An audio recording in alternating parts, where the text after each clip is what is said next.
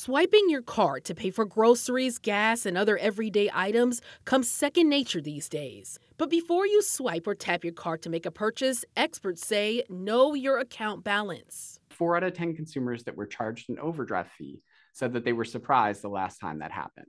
Gio Poloni is an economist with the Consumer Financial Protection Bureau, or CFPB. In a recent survey called Making Ends Meet, the CFPB found more than a quarter of consumers said someone in their household was charged an overdraft fee or non-sufficient fund fee within the past year. They thought they had enough money in their account to cover the transaction, but instead they were charged an overdraft fee. The survey also found that only 22% of households expected their most recent overdraft. Low-income households are often hit the hardest. The consumers in households that are charged more overdraft fees are more disadvantaged. So you can see, for example, they're much more likely to be lower income households.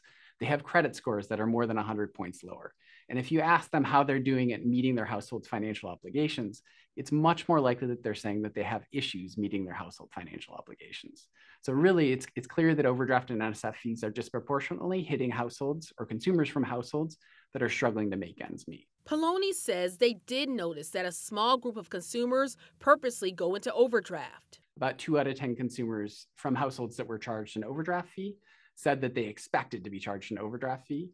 And these are consumers that are charged overdraft fees more frequently, and they're likely using it intentionally as a form of credit, albeit an expensive form of credit.